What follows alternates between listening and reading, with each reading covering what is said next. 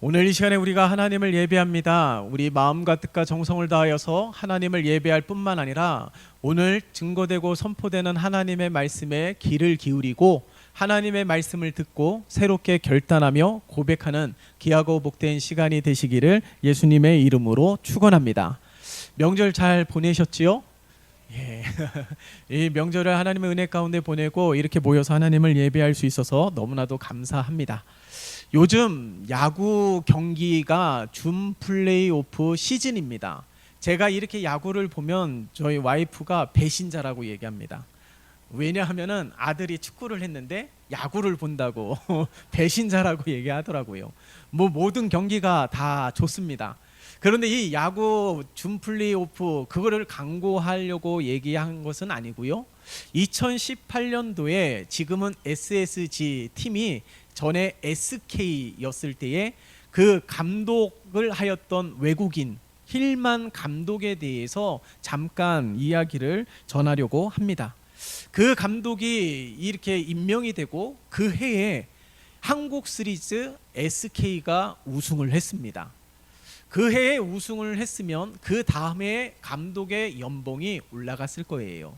그리고 감독은 더 많은 기간 동안에 감독직을 수행할 수 있었을 것입니다. 그런데 뜬금없이 그 다음 해에 이 감독이 감독직을 내려놓았습니다. 팀도 우승을 했고 팀이 한참 부흥할 수 있었던 그 시기에 이 감독이 옴으로 인해서 그 우승도 하고 분위기도 좋았는데 그 다음에 뜬금없이 감독직을 내려놓았어요. 그 이유가 뭐냐고 물었더니 알츠하이머에 걸린 어머니를 돌보기 위해서 감독직을 내려놓는다는 거예요. 문득 그런 생각이 들었습니다. 아니 팀도 우승시키고 연봉도 더 많이 받을 수 있었으면 그 많은 돈 갖다가 어머니를 케어하면 더 좋지 않을까라는 생각이 들었어요. 그런데 그 힐만 감독이 한 인터뷰에서 이렇게 사임 결정한 이유에 대하여 이야기를 하는 겁니다. 자신이 사임 결정한 이유는 가족 때문이라는 거예요. 자신의 삶에 모든 중요한 일이 있을 때마다 결정할 수 있었던 삶의 우선순위가 있는데 자신에게 첫 번째로는 하나님, 두 번째로는 가족, 세 번째로는 직업 순으로 모든 중요한 일들을 결정을 내린다라는 거예요. 이 기사에 자신이 사임할 수 있었던 흔들릴 수도 있잖아요. 부도, 명예도 다 쥐어질 수 있는 기회였고 아니 보장되어 있는 순간임에도 불구하고 그 모든 것들을 가감하게 내려놓을 수 있었던 이유가 무엇이냐? 그 힐만 감독의 자신의 삶의 우선순위였다라는 거예요. 첫째는 하나님, 둘째는 가족, 셋째는 직업 순으로 중요한 일들을 결정을 내렸다라는 것입니다. 여러분 이 감독의 이야기를 듣고 무슨 생각이 들었습니까? 이 감독의 우선순위를 듣고 마치 독실한 기독교 신자처럼 느껴졌을 거예요. 아니 많은 성도들이 이와 같은 삶의 우선순위를 분명히 하고 매 순간순간마다 자신이 세운 우선순위와 기준과 원칙에 의하여 모든 일들을 결정하며 일을 진행하는 모습이 되어야 되지 않을까요? 어떤 순간에도 흔들림이 없습니다. 부가 보장된 순간에도 흔들림이 없었고 명예가 보장된 순간에도 흔들림이 없었다라는 거예요. 이런 삶이야말로 진정한 복음적인 삶이 아닐까요? 그런데요, 사탄은 이 복음적인 삶, 분명한 우선순위가 세워진 삶을 날마다 흔들고 교묘하게 유혹합니다. 그 유혹으로 인해서 내가 세운 기준과 원칙이 복잡하게 변질이 되기도 하고요. 내가 세운 기준과 원칙이 순간순간마다 때마다 변화되기도 하고 바뀌게 되는 모습을 볼 수가 있습니다. 하나님이 내 삶의 우선순위로 밀려나게 되니까 어떻게 됩니까? 삶이 흔들리게 되는 거예요. 삶의 균열이 생기게 되니까 내가 손을 대는 일들마다 형통해야 되는데 내가 손을 대는 일들마다 늘 잡음이 생기고 어려움이 생기고 내 뜻대로 계획대로 되어지지 아니하고 직장은 직장대로, 가정은 가정대로, 자녀는 자녀대로 혼란스러울 때가 얼마나 많이 줄 모릅니다. 여러분 성경 창세기 1장 1절을 보세요. 하나님이 처음 세상을 창조하셨을 때 그 상황을 보면 어떤 상황이었습니까? 땅이 혼돈하고 공허하며 흑암이 깊음 위에 있을 때에 하나님께서는 말씀으로 세상을 창조하기 시작했다라는 사실이에요. 마찬가지로 우리 주님의 십자가가 필요한 때가 언제였습니까? 성경을 보면 아주 분명하게 우리들에게 증거하고 있지요. 죄와 허물로 죽을 수밖에 없었던 우리들, 그로 인해서 세상 풍조를 따르고 공중의 권세 잡은 자를 따를 때에, 바로 그때에 우리 주님의 십자가 대속의 은혜가 필요한 때입니다. 반대로 십자가가 없는 삶이었으니, 복음을 모르는 삶이었으니 세상 풍조를 따르고 유혹에 쉽게 흔들리게 되는 것이죠. 왜 그렇습니까? 그 중심에 하나님이 없기 때문에 그런 것이에요. 우리는 지금 구원받은 자입니다. 믿으십니까? 구원받은 자로서 우리의 삶은 어떻게 살아가야 될까요? 우리의 삶의 우선순위가 아주 분명한 삶이 되어야 될 것이에요. 오늘 다니엘이 그렇게 살았습니다. 여러분 다니엘을 묵상하면서 다니엘은 이 세상 사람이 아닌 것처럼 보여집니다. 어떻게 저렇게 신앙생활하지? 나라는 망했고 포로 신분임에도 불구하고 자유를 빼앗긴 삶 속에서 살아가고 있음에도 불구하고 분명한 삶의 원칙을 정하여서 늘 하던 대로 기도하고 하나님 섬기고 믿음을 지켰던, 어떻게 이렇게 살아갈 수가 있지? 라고 생각이 들 것이에요. 우리가 다니엘서를 묵상하면서 늘 여러분들에게 증거하고 있는 것이 무엇입니까? 바벨론화된 이 다니엘이 살았던 시대가 오늘날 우리의 삶과 너무나도 흡사하다라는 거예요.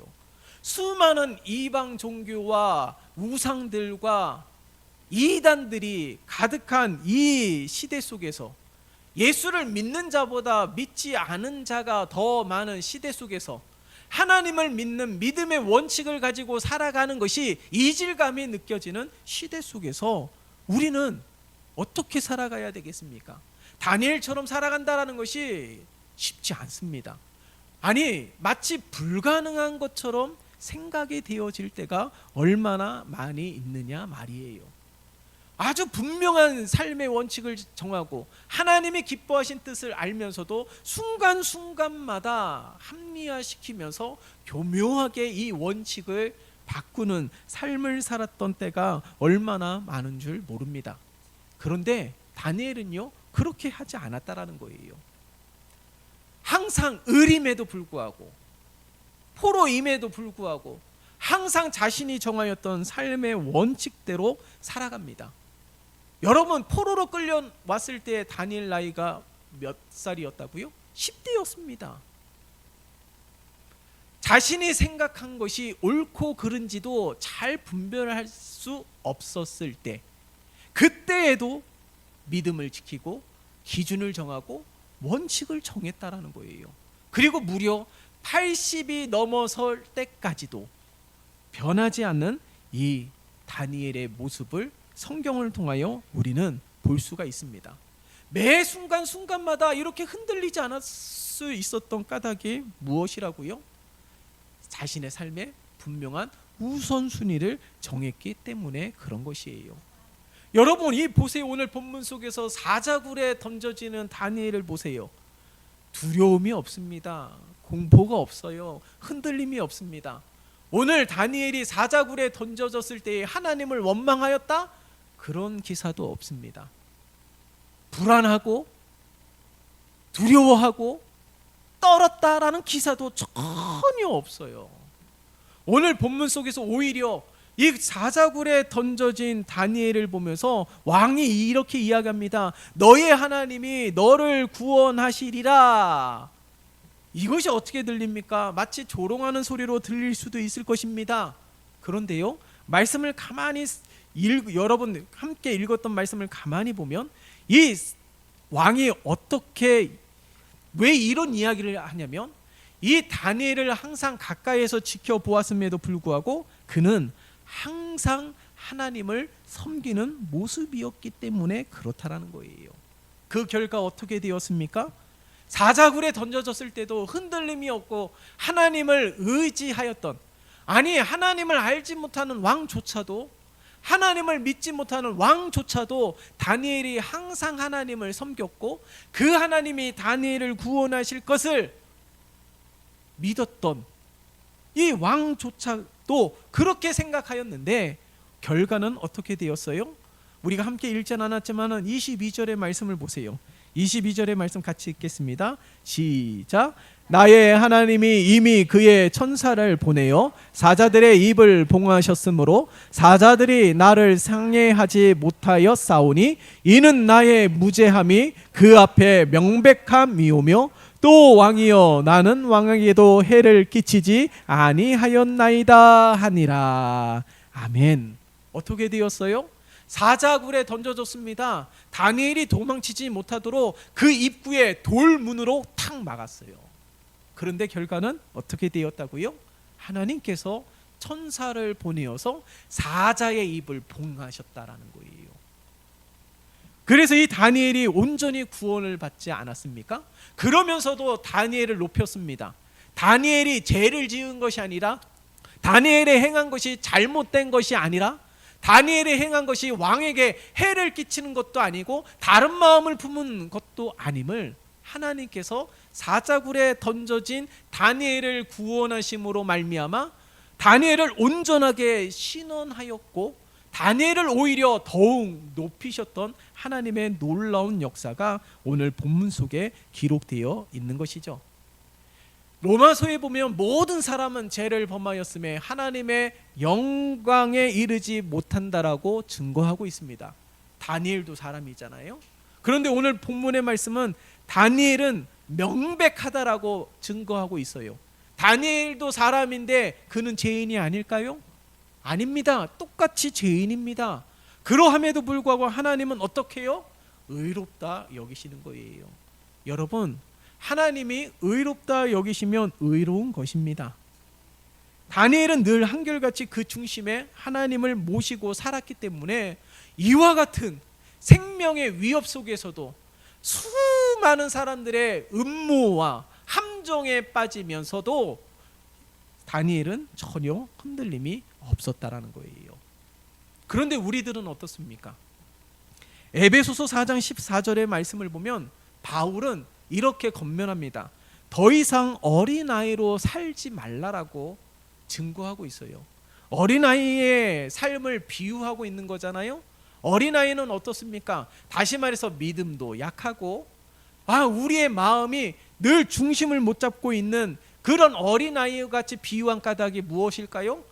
이 말에도 흔들리고 저 말에도 흔들리고 이것도 믿고 저것도 믿고 이것도 좋고 저것도 좋고 기준이 없는 삶을 살아가기 때문에 더 이상 어린아이처럼 살지 말라라는 거예요. 아주 분명한 기준을 세워야 된다라는 것이죠. 기준을 세웠습니까? 그러면 그 기준대로 살아가야 된다라는 거예요. 우리 주님이 이 땅에 오신 것은 무엇입니까? 임마누엘, 하나님이 우리와 항상 함께 하고 계심을 회복해 하기 위해서입니다. 하나님이 우리에게 주신 선물이고 은혜인 것이죠. 그러면 이 하나님을 놓치면 안 되는 거예요. 이 하나님을 외면하면 안 되시고 이 하나님을 소홀히 여기면 안 되는 것입니다. 하나님이 언제나 함께 하심을 확신한다라면 기뻐하고 감사하는 그런 충만한 삶이 될 수 있음을 증거하고 있는 것이에요. 오늘 본문의 말씀을 통하여서 우리에게 원하는 것이 무엇입니까? 바로 이러한 삶이 회복되기를 원하고 계시는 것입니다. 이런 삶이 회복이 될 때 어떻게 살아갈 수 있을까요? 다니엘처럼 살아갈 수 있는 겁니다. 불가능한 상황처럼 여겨지지만, 불가능한 환경처럼 여겨지지만, 내 삶의 지금 입지가 너무나도 혼란스러운 입지이지만 그러함에도 불구하고 아주 분명하게 살아갈 수 있는 소신이 있다라는 거예요. 오늘 다니엘이 그런 소신을 보이지 않았습니까? 왕이 어떻게 명하였습니까? 오늘 본문 속에서도 기록하고 있잖아요. 왕이 명한 이 명령을 다시 고치지 못하도록 17절에 보면은 어떻게 해요?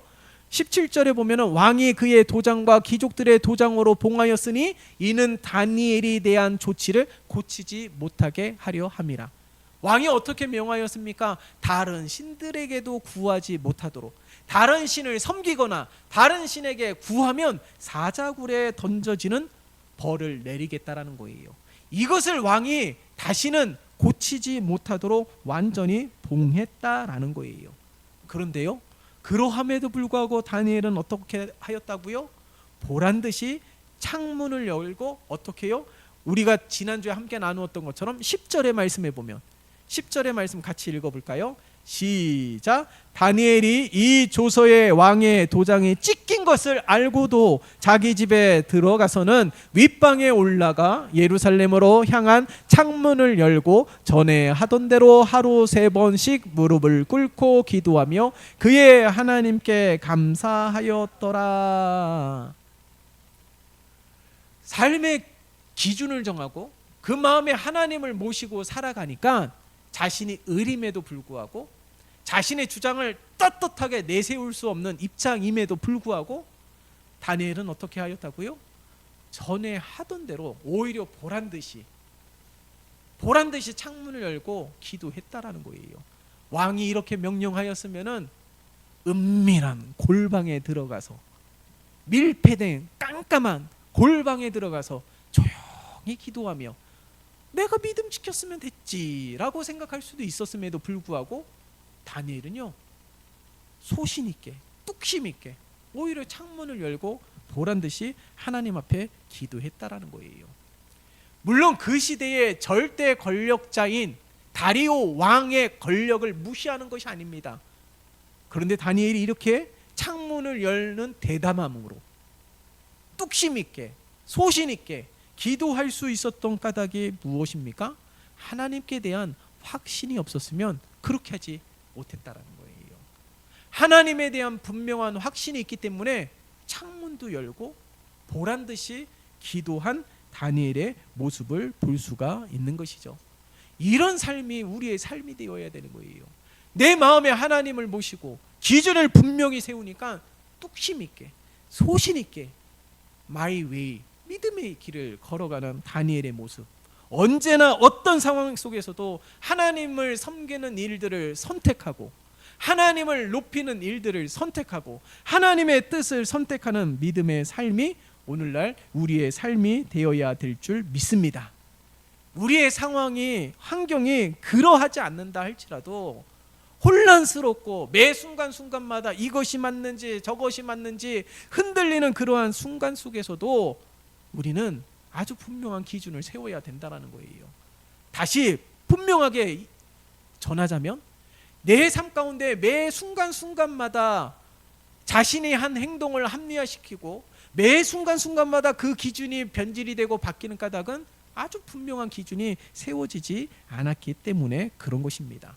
그렇기 때문에 오늘 이 시간에 다니엘처럼 내 삶의 분명한 기준을 세우는 우리 모두가 되시기를 예수님의 이름으로 축원합니다. 자, 이렇게 분명한 기준을 세우면 어떤 내 삶의 유익이 있느냐, 오늘 다니엘을 통하여서 분명하게 보여지고 있지 않습니까? 시편 23편에 보면은 시편 기자는 이렇게 고백합니다. 내가 사망의 음침한 골짜기로 다닐지라도 해를 두려워하지 않는 것은 주께서 나와 함께 하심을 고백하고 있는 거예요. 삶의 기준을 분명하게 세우셨습니까? 내 마음의 중심에 하나님을 모셨습니까? 그러면 어떤 유익이 있다고요? 사망의 음침한 골짜기를 다닐지라도 해를 당하지 않는다라는 거예요. 여기 시편 23편의 사망의 음침한 골짜기, 이게 원어적으로 살펴보면은 어두움이라는 의미가 있습니다. 내 삶의 터널을 걷는 거와 같은 어두움, 어려운 모든 상황을 나타내는 말이 사망의 음침한 골짜기라는 거예요. 이 골짜기를 걸을 때, 이 터널을 걸을 때에 어떤 생각이 드셨습니까?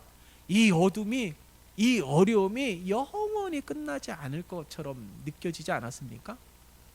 이 터널을 걸을 때마다 이것을 어떻게 해결해야 되는지, 왜 내 삶은 항상 이 모양 이 꼴인지라고 그렇게 한탄했던 적이 없으십니까?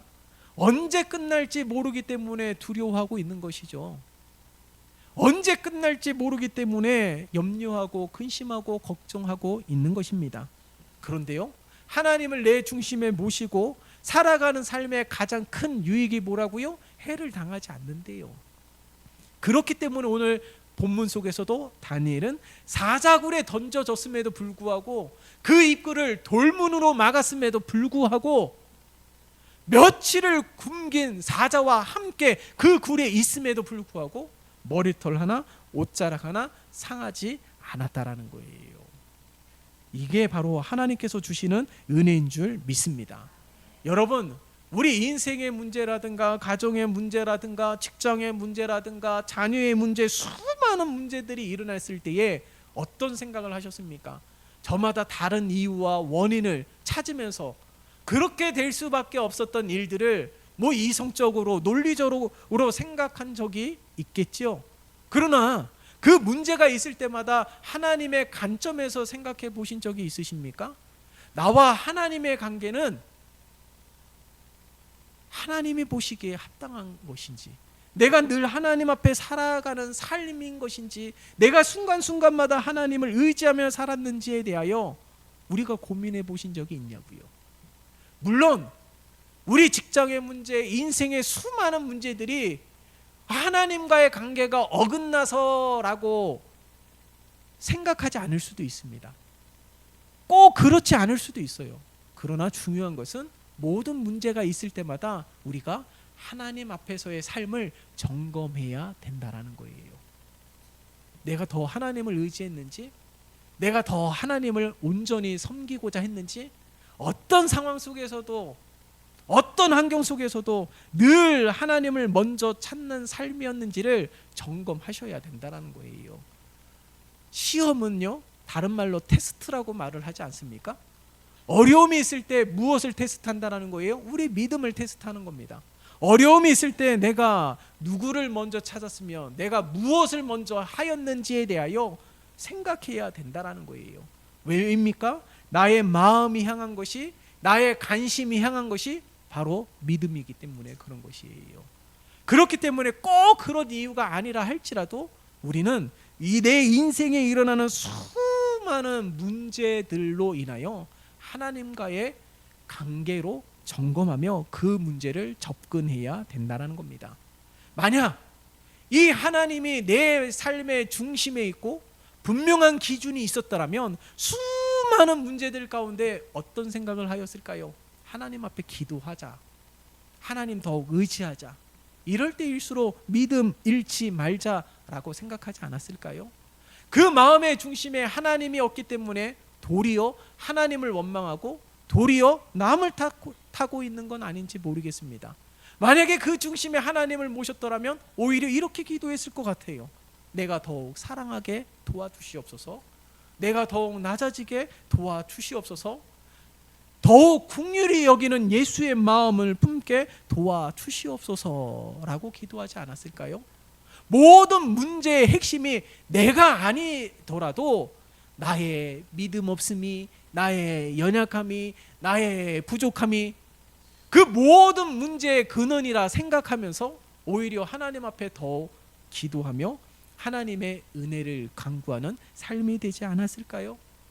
그 마음의 중심에 하나님이 모신 삶은 바로 이와 같은 삶으로 나타나게 된다는 거예요. 사망의 음침한 골짜기를 다니는 그 순간에도 말이죠. 다니엘은 바로 그런 믿음으로 살았습니다.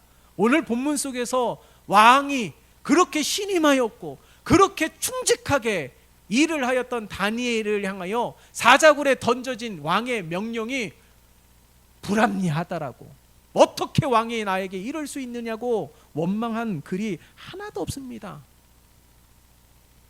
다니엘은 그 순간에도 하나님 앞에 기도하고 하나님을 의지하였던 것을 오늘 본문의 말씀을 통하여 알 수 있는 것이죠. 오늘 우리의 삶이 바로 이와 같은 삶이 되시기를 예수님의 이름으로 축원합니다.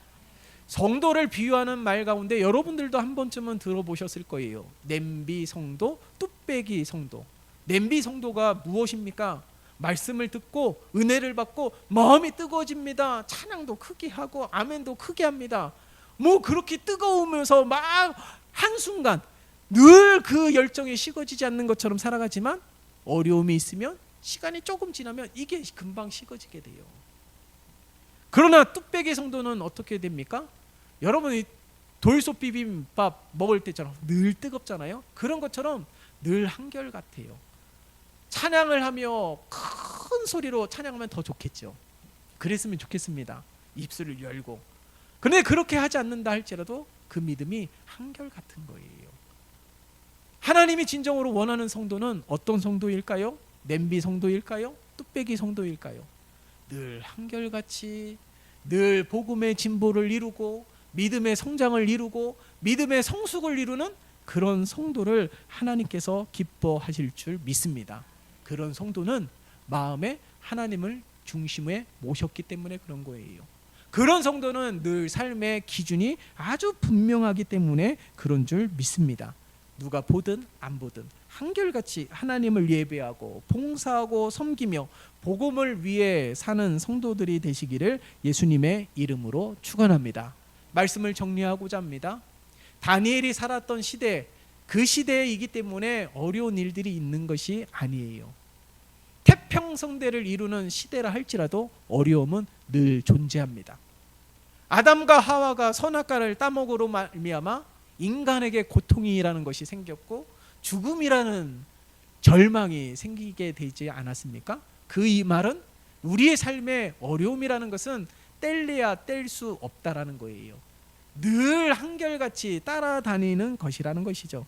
그러나 그 모든 순간 속에서 우리가 원망하며 불평하지 않았으면 좋겠습니다. 우리의 삶은요, 늘 원망하는 곳이 아니에요. 늘 불평하는 곳이 아닙니다. 늘 절망하는 곳이 아닙니다.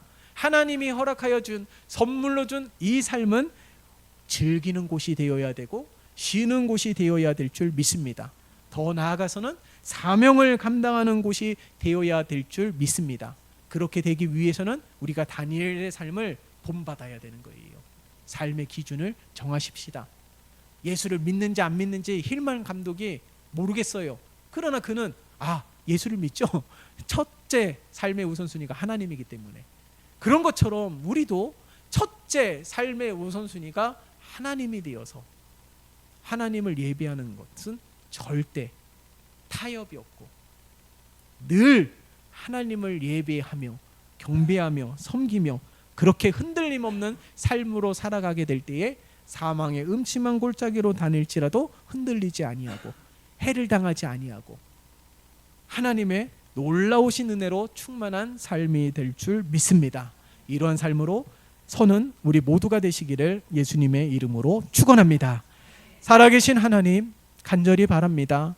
우리 교회와 온 성도들이 다니엘의 신앙과 다니엘의 믿음처럼 삶의 분명한 기준을 세우고 내 마음의 중심에 하나님을 모시면서 냄비 성도로 살아가는 것이 아니라 뚝배기 성도로 살아가는 우리 모두가 되게 도와주시옵소서. 어떤 상황 속에서도 언제나 항상 하나님이 우선순위가 되는 믿음의 삶이 되게 도와주시고 그 삶에 사망의 음침한 골짜기로 다닐지라도 해를 당하지 않는 하나님의 은혜가 가득한 복된 삶 되게 축복하여 주시옵소서. 예수 그리스도의 이름으로 기도드리옵나이다. 아멘.